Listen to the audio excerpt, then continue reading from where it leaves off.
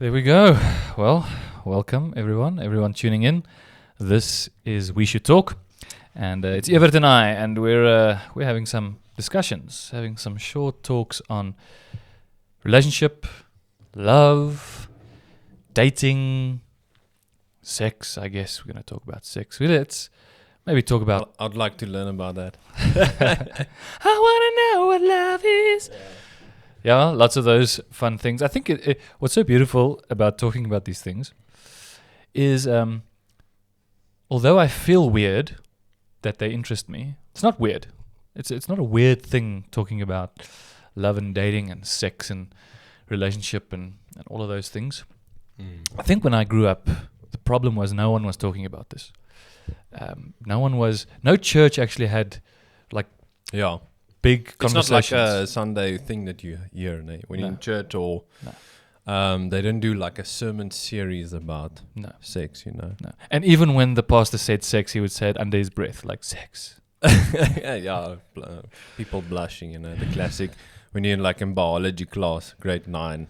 How's it? And it's like all about the scientific process, or the biology process, then everybody is like, Das Biste op die skerm. But it's interesting comment you're saying. I'm thinking about just what you're saying now, which means that it's actually a bad thing if you think about it, because if we can't get a definition, let's say like that, about sex from your leaders, like where are we going to get it then, know? And yes, we could say parents should take that ownership. There's definitely a responsibility for a parent to teach their children about this. But think about parents just for a moment. Yeah. And not all parents are the same. Exactly. And not all parents can say this in the correct way. That's the thing. Like, I don't know if I should say this, but my friend, he told me, he was like, his father took him to the bathroom and he was like, this is your mom, this is how it looks like, this is this. And I'm like, what? That is like, exactly. What? And my dad was just like, okay, we're going to read this book, There we go. But we do have a generation that doesn't have fathers. We do have a generation where there's no leaders in the house, and kids, or we have to like try and lead ourselves. You know? Imagine. I say imagine because for me, I have to imagine. I had a great mom and dad, but imagine you didn't have a father in the house, and your mom has to have this awkward conversation with you, right? I cannot imagine my mom having this conversation with me. Like she would blush so much. She would, and so I remember my dad. Both of them kind of had it with me. Yeah. But it was a team effort. And although I couldn't see the tag team happening, I know in the background the one came in and said a bunch of stuff and then tag. Okay, let's swap. That's funny. So I think that's it's a good point you're just making there. It's something we should address, from a, let's say, a biblical perspective. Yeah. Yeah. The Bible actually does have a lot to say about this, and especially when it comes to creation, God making, sex, dating, being together. And we're not just talking like physically and being in a physical relationship. We're talking about just love in general and how messy love is. It really is godly. So you actually only have 3 choices. The one is it's gross. Yeah. The other one is it's a gift from God, or the other one is it's godless, or it's and I think the Bible is actually quite, let's say, clear on this. The Bible doesn't actually contradict itself. Yeah. No, I'm that kind of person that I read the Bible often. Now, this is not like a, how do you say, this is not this is not from pride. It's not. I read the Bible because I'm so great. It's because it's Yeah. kind of my job. I read the Bible Yeah. more than the average guy. So not only do I read the Bible as a Christian, but I really study the Bible. I need to prep sermons and all. So I read a lot of the Bible. But from my personality, is I am very. I want to find, in that sense, I'm intuitive, that I want to find the contradictions. I want to find the controversial things. I want to, in some way, make sure that when the Bible says one thing, it doesn't contradict it somewhere else. And so it's interesting in my pursuit of all of this. Would you say it's like being skeptical? Yes. So I have a natural skepticism. Yeah. I must be careful of my skepticism publicly, because obviously there's a place that you don't always be the skeptic in the room. Make sure that people, especially if you're a leader, that people can follow you. But there's a natural, hey, listen, it's maybe skepticism mixed in with intuitiveness, because it's a desire to seek the truth and a desire not to be led astray. Now, this is not just me. I mean, lots of people are that way. Yeah.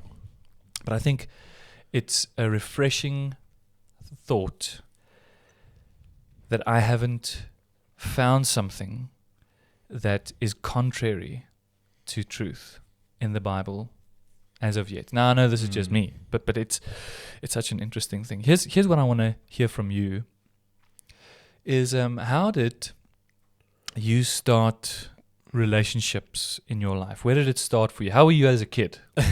Yeah. Like, what did you have like a girlfriend? Were you allowed to have a girlfriend? How did that work for you? Yeah. So in my life, we obviously have friends. It started there. Started with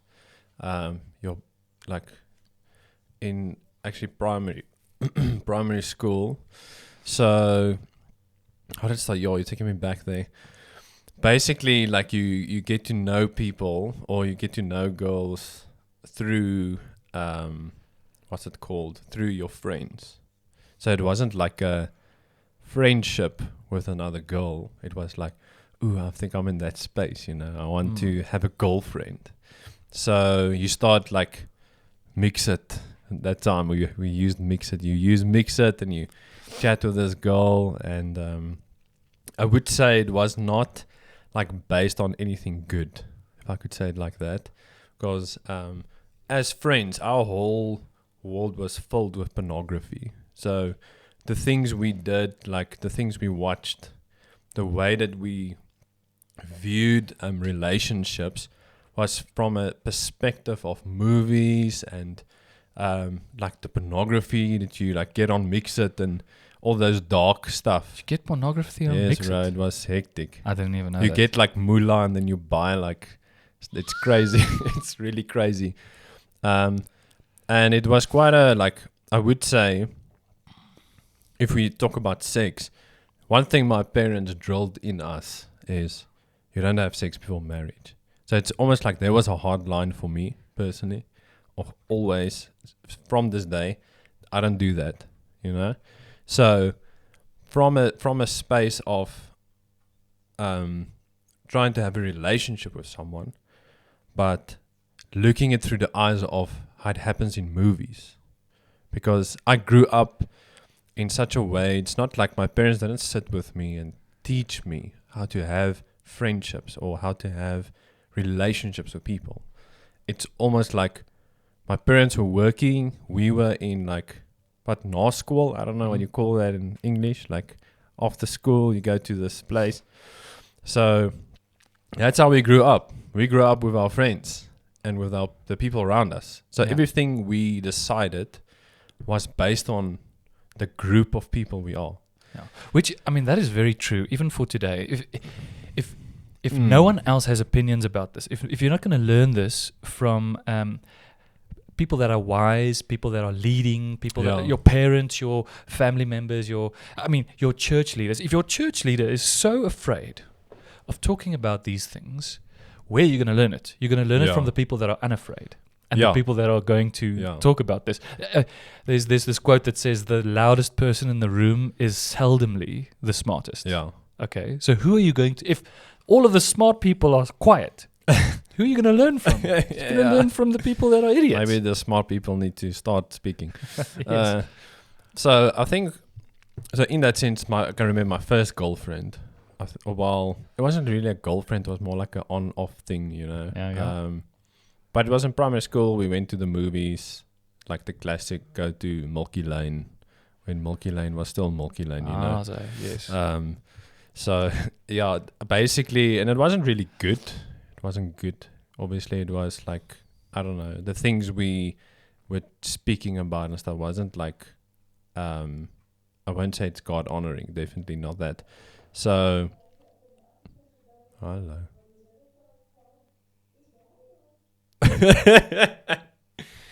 If you're hearing some noises in the background, don't worry. So basically, life went on.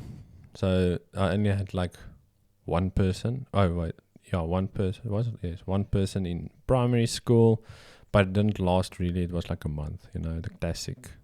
So coincidentally, tomorrow is Valentine's Day, and my son wants to buy a girl a chocolate. Yeah. And I mean, this is not bad, but it's such a, suddenly as a parent, I feel massively responsible. I didn't think about all of these things, obviously, as I grew up. And as you're telling the story as well, going to Milky Lane, doing all of these things, who's guiding you? So I must be careful that I'm not overtly managing my son's life, but I want to be involved. Definitely. I want to I think ask you him should. questions. Yeah. I want to understand. And so I might be too much of a policeman, but when he says it's my girlfriend, I'm like, no, no, it's not your girlfriend. You can't say that. Yeah. There's no girlfriend. But I think it's like when you like a kid. Yeah, It's like because that's what it's- other kids call it. Yeah, it's like a blowed up idea, Yeah. you know? So for us, like in the school that I was, you had like, you could like order beforehand. You could order like roses. They had like these stuff that you can buy. For the girls in the school. Yes. Like you can go buy. Yeah. And so then the you- school pressures you to. Basically, and it's like the whole culture. Mm. The whole culture is in that sense. And I think when you speak about involvement, I think you should be involved. There should be a space of trying to lay that foundation. Yeah. You know, like how Which to is- think about it. Yeah, because this is important. It's not that the pursuit of a woman is bad. Yes. Like for men now, like honestly, having a school that gives children, boys in this case, the Yeah. option to buy a girl a rose, that's not wrong. Some parents might look at that and say, "Listen, no, that is ridiculous. You can't do that. You're pressuring Yeah. I don't think necessarily. Okay, obviously the commoditized whole idea of Valentine's Day might be semi ridiculous. So I'm not buying into that whole idea. But the concept of a man pursuing a woman is not taboo. It's not a bad thing. It is a good thing. It's a godly thing. It's ingrained in every man. Yeah. There's the pursuit of a woman. You know when there's danger is when a man has no volition to pursue. You know you're in trouble Yeah. when a man becomes It means they're passive. then leading themselves. Exactly. Yeah. Right? So when a man becomes passive and without leadership, when a man starts sitting and not pursuing, there's always this metaphor, classic Afrikaner metaphor of the deer, the hunting, the deer hunting. Yeah. I haven't heard that one. The boxkit. And there's the deer Don't shoot though, please. the deer hunting metaphor of when you go hunting, you have to go look for the deer. Early in the year, so early just before winter is completely settled in. So in South Africa, you can only hunt in the winter. So early in the winter, all of the deer are walking around freely, and you can see them. To the end of winter, after everyone's already hunted, the deer is very scarce, and you need to go and find the deer. And the metaphor is, women need to be like the deer early in winter. Meaning, Sounds weird, bro. yeah, it does. Sounds like it does. a cult. Weird. My my metaphor might fall apart here, but hear me out. So women must not hunt themselves. A man hunts, but a woman must be able to be hunted.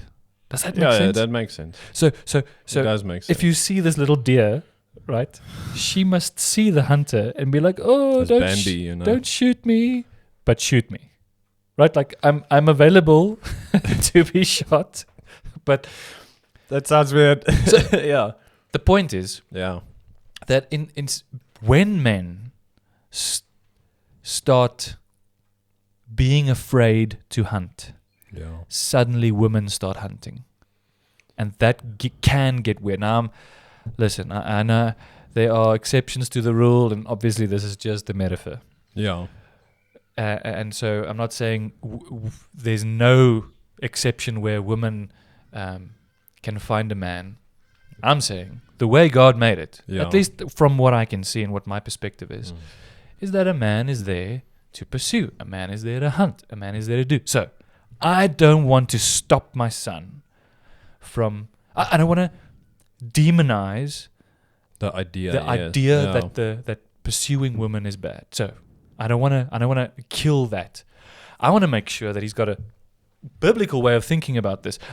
Because I mean, back in the day, people would say, sex and intimacy is dirty and disgusting and it's bad and it's filthy, and so keep it for the one you love. Yeah. Right? Which is this ridiculous. Okay. And so I don't want to demonize relationships for my sons. Yeah. I want to make sure that within their natural way of being, there is godly, there is biblical, there is, and so I'd rather want to guide him. Okay, so you say girlfriend. Let's not say girlfriend because I don't like what that word implies. Let's say special friend or lady friend or lady friend I like. Okay, don't say you love her. Okay, wait. Before you say you love her, love is a big thing. Maybe reserve the way you talk about love and make sure that you love your mom and you love your dad and you love your best friend, and that's cool. But when you start saying like, but that one love, okay, just hold, because you still need maturity before you start communicating things like that. There's maturity needed. There's a wisdom needed before you start declaring these things. Okay. And so I'm trying to guide my son to do this well. But as you've told some of your story, and I know some of my story, it didn't work that way. Now, I was a bit earlier than you, so we were pre-mix it. It was before phones. It was before. Ericsson. Bricks and we communicated with love letters. Landline my. Listen, that's not even a. You gave your not cell phone number. You gave your telephone number. Your landline. Your home number. To this day, I've got at least 6 numbers stuck in my brain of my first home, my friend's home, my grandma's home, my mom, the school's telephone number. I've got these numbers that I've memorized and they are forever stuck in my memory. Yeah. You get those. My grandmother had one. Yeah, my grandparents though. And they still use it now. Yeah. Anyway, and so we used to talk over the phone. We used to talk. That's you would. I would call the girls home. Her dad would pick up. I would be like, "Hey, sir, it's Ainu. I'm sorry, it's so late. Can I please speak to so and so?" And he would say, he would literally be the gatekeeper. He would say, Ainu, yes, it is a bit late. You can speak to her tomorrow. Yeah. And that happened often. But I wouldn't be afraid because that would be the only way that I could talk to her. And then sometimes he would say, "Okay, yes, it's fine, but don't be too long." And then we would talk on the phone. We would, care with one another. And it was such an interesting time. It was such an interesting to pursue, I guess, women at primary school level. tell me about your experience later in life. I want Yeah, us to circle. yeah. We're going to circle back to That's some of the fine. pornography. We're Yeah, going yeah, to circle back to some of those things. But tell me later in life, what did it definitely. look like? I think in high school, let me think. In high school, I had two girlfriends. I had one girlfriend. But it didn't really last. It basically like was a week, but then she like cheated on me and stuff. How's it? Like classic, you get those vacation cheats. Yeah. Like when I'm here at home, my life looks like this. But when I'm on vacation, my life looks like that. And I never understood that concept because my friends did that. Laat die bikinis uitkom. Yeah, so they had like, let's say when they go to, come on, say Hermanus, or they go to Harold's Bay, someone that stayed there, they knew. That makes sense? Yes, and then out comes the inner harlot. Yeah, exactly. So I never understood that concept. Like I was thinking about it, like in the sense of like, why do people do this? It's weird. So, and I think that after that, like a few years went by and stuff, and then I had a more serious, in grade 11, I had a more serious relationship that was like 2-3 years. It went like 3 years, I think. But sorry, you were dating for 3 years. yeah, That is a long time. yeah. So basically, in grade 11 and 12, we dated, and then like that first year after school, that's basically in that year it ended. But then, like a week after, she was with someone else. And I think in that time it was like, it's quite like heartbreaking, like the trust and all those things, because it's not like how it ended was just like, I think it's not working type of thing, but it's interesting that before a relationship ends, I knew it's going to happen. For some reason, in your spirit, you could just sense it. That makes sense? Now, after that year, I went to Metamorphose, like a gap year where you do like character building and all that type of stuff. And in that year, I met a girl, and I think we actually dated for 4 years. Sure.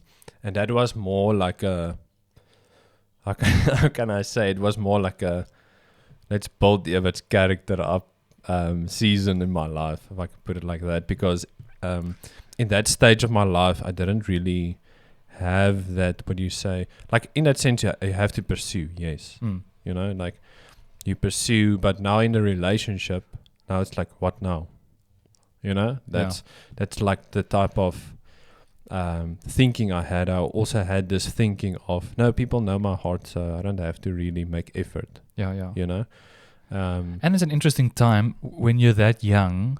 So you're not technically ready for marriage and the deep commitment yet. Yeah. But you're already in a serious relationship. Yeah, so it was definitely like courtship in the sense of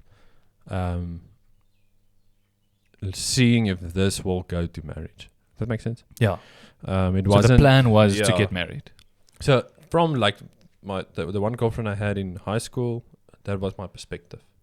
So it wasn't a thing of I'm just doing it for fun. It wasn't that.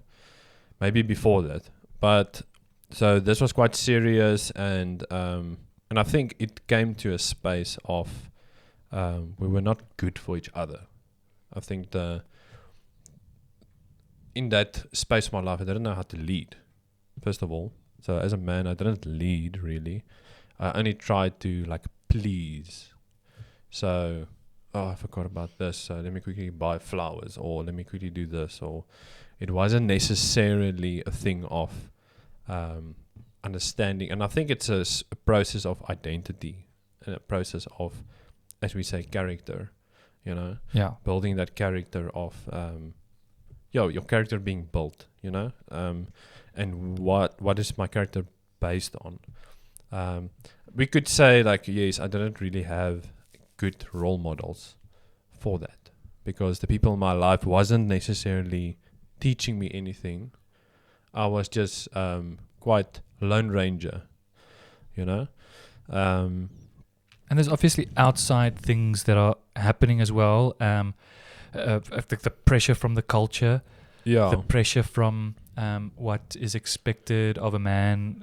Not but only but it's also a thing of I've reflected actually in the past few weeks, or let's say past 3 months back. I've reflected on, based on some stuff that happened in my life. I've reflected on, do we do this just because people do it? Does that make sense? You know, like, and I think at that time I did it because that's what people do, you know? yeah. It's like, oh, I'm a Christian, so most probably I should live my life like that. That's what Christians do, Yeah. you know? That's what my mom and dad were doing. That's what my Oma and Opa were Exactly. doing. And I think I had that perspective, and as soon as you are in a relationship with someone that thinks much different, much expects much other stuff, it really challenges you. And I would say that relationship actually helped me a lot.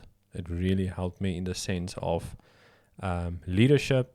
I think the family she grew up is doctors. It's people that have doctorates in the finances. It is quite like high level leadership.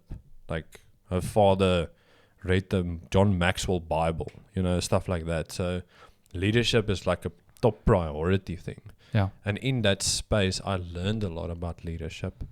And that time just came where we knew this is not going to work. Mm. You know, it wasn't easy to accept because it's 4 years. Yeah.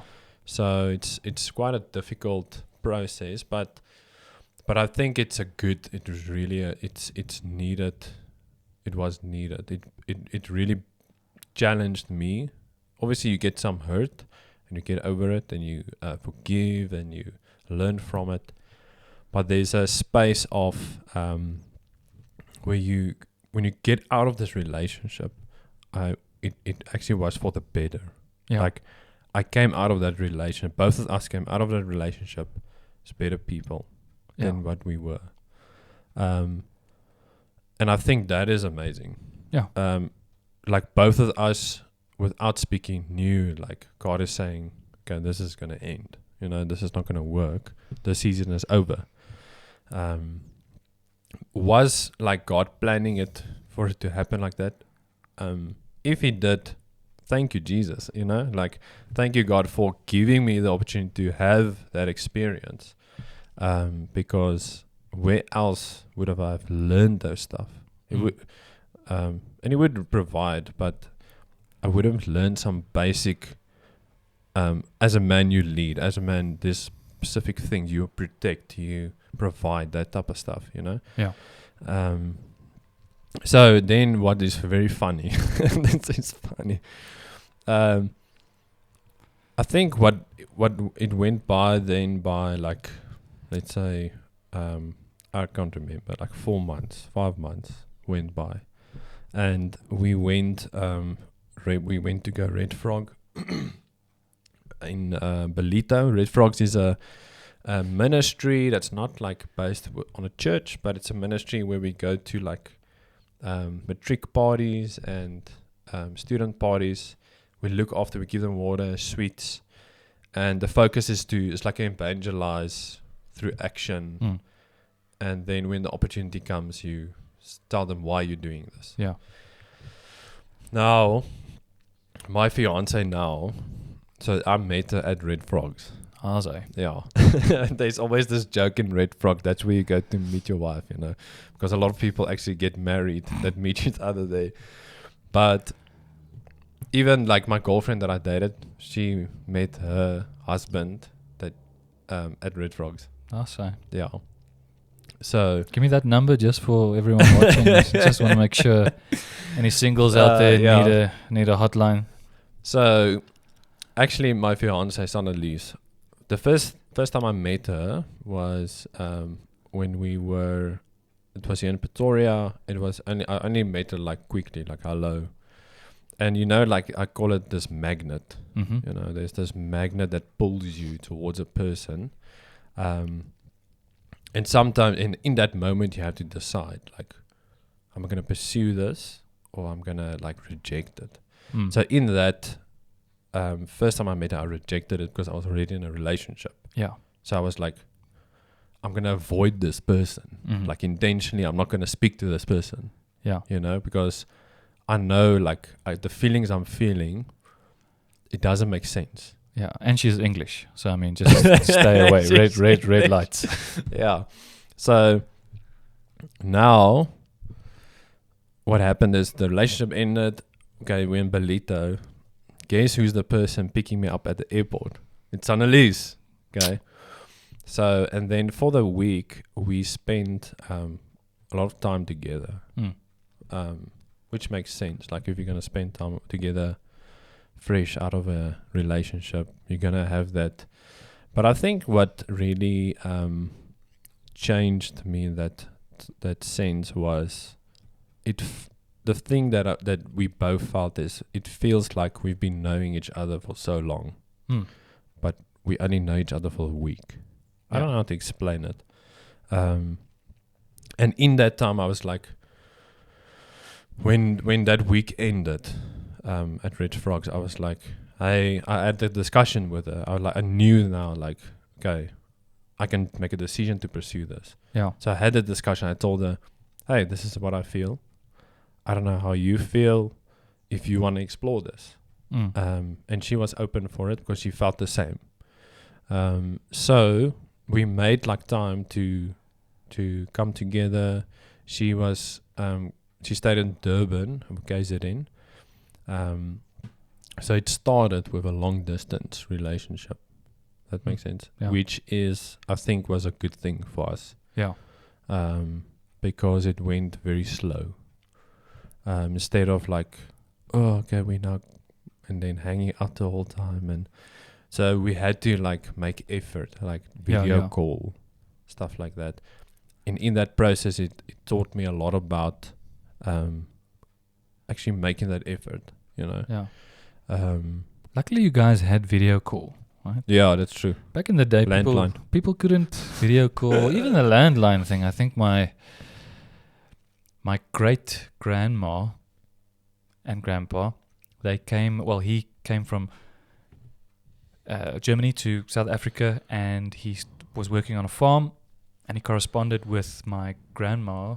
They weren't married yet, just over letters, no phone, no. And so for months on end, you would just receive letters. Imagine that, eh? I mean, you guys had video call, which is great. Yeah. You could see one another, but imagine you had to commit to someone by just hearing what they say. Because so this is very similar to what people do today, right? We can commit to one another, or we can speak to one another on the phone, and never actually get to meet someone. I think there are lots of stories of people dating online, and they actually met each other online, and then people say, "Yo, that's bad," or "That's risky." Look, listen. Back in the day, when it was war, when it was this, when it was that. People, they did the same. They didn't know one another. They had to commit to one another of what they can see. Anyway. Okay, so where we are now, in the sense of how it progressed. So that first year, long distance. After that, she decided she's going to study something else. And she studies here in Pretoria. So, which is great, because now it's not long distance anymore. And I think that was awesome to have that. Now to spend more time together and just be in each other's space changed. It almost like it was a slow process of starting, but now it can actually start blooming. Long distance is a very tough thing if you haven't committed to one another. Yeah. Like if you're not married and you're still pursuing marriage, but you're long distance. Yeah. Very tough. I had the same. I would wish that on no one. So for me personally, I think if you are used to having relationships that happens, it starts quickly. think having a long distance is a good thing. It you get patient.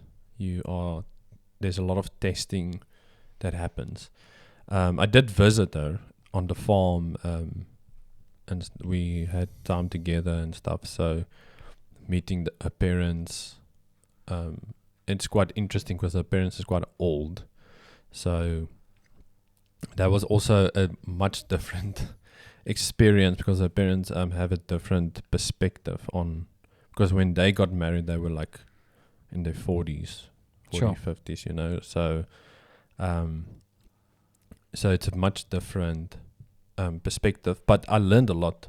I learned really a lot about how to actually practically love someone in the sense of my actions, you know, the stuff, the effort that you make, not to stop pursuing, if I can put it like that. Because I think one of the differences is I started pursuing and then, okay, cool, my pursuit worked, and then you just stop pursuing. But there's almost this thing of, no, we should keep on pursuing, you know, so we should keep on cultivating, if I can put it like that. Yeah. So yeah, now we're getting married this year. I'm excited, and I'm quite excited for that. Yeah, that's great. Yeah, and I think over the years I've did a lot of like research on what is marriage, and I've like you get older, like if you I say this classic thing, and like if you're 20, like let's say 23, then you tell yourself, yes, I thought I knew everything when I was 21. And then when you're 25, you're like, yes, I thought I knew everything. Yeah. I was so dumb when I was 23. And I'm 20, but I'm turning 29 this year, and I'm just like, 29? Yeah, I know I'm not going to know everything, so I'm just going to embrace life and do the best I can, you know. Yeah, it's because I think when you're in your 20s, you tend to think you know everything without realizing it. Yeah. And you're in an interesting place because you are betrothed, you are waiting on marriage, you are engaged to be married, but not married yet. Yeah. The covenant hasn't been sealed yet. Yeah. And I think that puts you at an interesting place concerning the pursuit to love and wanting that versus experiencing it in its fullness. Now, for those listening, I am married. 12 years, going on. Yeah. Yeah. And so it's what's interesting is how love and relationship has changed for me. I was also engaged for a year and or so. We dated for about 3.5 years. So all in all, we were together a long time before we actually got married. What is your greatest struggle right now? Let's say, what is your greatest struggle, but also what is your greatest thing that you're looking forward to? Yeah, I think one of my greatest struggles is being alone. Like, let's say, so I DJ for a company called Monkey's Wedding for a band and do like sound engineering and stuff for them. But like sometimes we end at 1:00. Yes. In the morning. So when I get home, I'm like, oh no, I'm alone. You know, like climb on my bed and go to sleep. You know. Yeah. What I'm gonna do with myself, or in the evenings, you're just like, what am I doing? Play games or do something. It's probably worse when it's an early evening. Like when I get home at 1, exactly. It's not like my wife is awake waiting for me. Yeah. She's sleeping.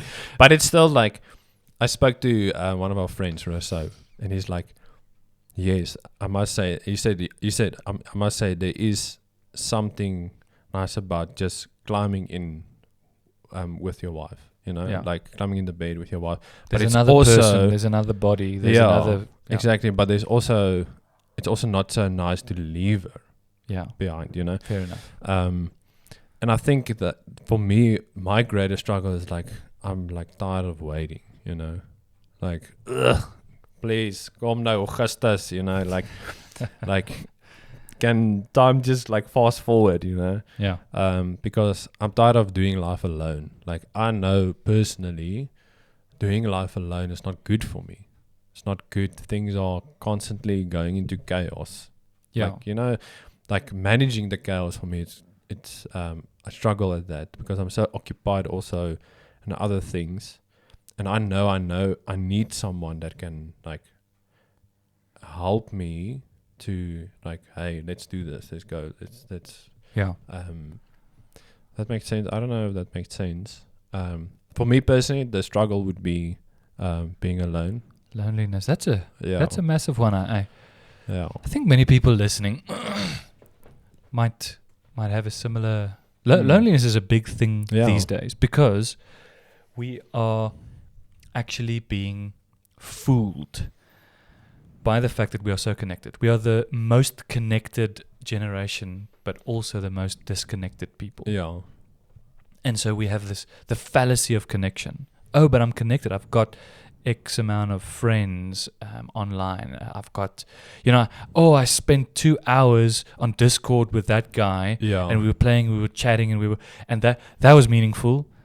Yeah, but we weren't actually in the same room. We don't actually know one another. We couldn't actually feel one another. We couldn't smell one another. There's a different, the in-person versus. It can be also a generation thing. So I grew up like that. Yeah. For me, it's normal in the sense of, for me, it does feel like connecting when I speak to my friend that stays in Randburg but we can actually have discussion and speak about our lives. But isn't it interesting? So you say that. Yeah. But you are lonely. Yeah. And so what I'm saying is, and I know this is not. Yeah. That's not the reason why you are lonely. Yeah. But it's interesting that the generation now actually all say that. Yeah. They say, I am deeply lonely. Yes, we had discussions. Yes, I can call my friend right now that's living in New Zealand and we can have a Zoom call. Yeah. Yes, all of those things are true. But it's interesting that symptom of loneliness is so prevalent now. Yeah. Well, what now? What do we do? Yeah. I mean, what do we do about loneliness? Get married. Fair enough. Because there's that's this a other very side. good comment you're making. The whole physically being in the space of someone else, having a braai or. And I must say, I won't say this is empirically evidenced. I don't know. I'm just making an observation of the more people that you have physically in a room with yourself together makes a difference. Now, in your case, with Sanelise, you want to be in the same room forever. You want to be forever connected, and I think that's something great. But I actually think for this generation, the guys coming through now, to make sure that you actually have physical people that you have a relationship with. I'm not saying that all of your relationships are sham. That's not true. But there's something about being together. There's something spiritual about being together. It's definitely something spiritual about being together. I think my kids, talking about coming home at 1 o'clock in the morning, and there's the one side where you get into bed next to your wife, and there's the other side where you first need to get 2 of your children out of your side of the bed. Because dad wasn't here, and so they were afraid, and so they wanted to stay with mom, or in our case, we don't always allow them in the bed. So if dad's not home, then they can like put their mattresses down on the floor, and so I have to step over like the boys. And if one moved his mattress, all of them moved their mattress, and family, hey, like you will never be alone again. Like having a family, kids, wife, dogs, parrot, you'll never be alone again. Please don't get a parrot. I don't know if I can handle a parrot. I don't know. But think about, in ancient times, we read the Bible. Yeah. It's interesting that people surrounded themselves with people. Very seldomly people could be alone. Where now it's easy to be alone. I say easy. It's easier to be alone because you have filled your time with fictitious Yeah. relationship. Yeah. So what I'm thinking about when you what you're saying now is the concept of entertainment, and I think that whole thing of the muse, the whole if you don't know, like the whole thing about the word entertainment is from this concept of to amuse someone. Now the whole thing about amusing someone is to make them think, or you think for them. That makes sense. So, like the stuff that we consume, it's almost like it thinks for you. You don't have to. You can sit there and be like, drooling out of your mouth. And I think many times that might be a reason why people are lonely. Why people are, because they're searching that from other places. They're searching on YouTube or watch movies or series to have that feeling of belonging. Yeah, That makes sense. Like fulfill something fulfills. I watched a series, my favorite series, and suddenly I feel like I'm part of it, and I feel fulfilled for a moment. Yeah, and that's the whole thing. Like, while we were recording this sermon, we were speaking about like knowing the character. It feels like you know that person. It's like when you watch The Office. I've watched it like 5 times. And it's like, I know what this person's going to do when this person does this, And you do feel like I'm part of this conglomerate of people. I'm also now part of the office, Yeah. But then you get back to reality and you're not part of it, And I think maybe, in a sense, media has started becoming like that, where, if I play games or if I watch this series or do this, I'm going to feel that sense of belonging. And I think that is the thing. The thing is that people want to belong. I think today, we've done like a quick survey or like observation on campus, and we've seen that the one thing that works currently is community. Sure. Community. If you do something that's community driven, you'll get students there. Like, what a loaded word. Crazy. So they had they call it a chill and grill. There were 60 students. Sure. 60 students came to the chill and grill. Last year it was like 10. Yeah. This year 60 students came, and it's people that are not in the church. It's people that are from everywhere. Yeah. They just want to chill and grill. Exactly. And I think that is the need. The need is to belong. The need is to find a space, find something that can fulfill us as people. And the question is, what can really sustain us? Yeah. That's good. Well, let's maybe end it there. Lots to think about, lots that we can actually return to. But if you're listening to this and it sparks some stuff, leave us a comment. Tell us a bit about your story. We were talking about Everett's story and his lead up to getting married to Sanalise, and maybe this sparks some stuff in your mind. And what's your story? What are you busy with? Where are you with your relationship? What are you looking for in a relationship? What are you careful about? Maybe you're like me and you've got kids already, or maybe you're listening and you're saying, listen, kids are grown up already, and I need to start looking at the next phase of life. But hit us up, let us know, and come back in, and we'll have some more discussions on relationship, love, lust, God, and all of these things. Yeah, awesome. Lekker. Thank you.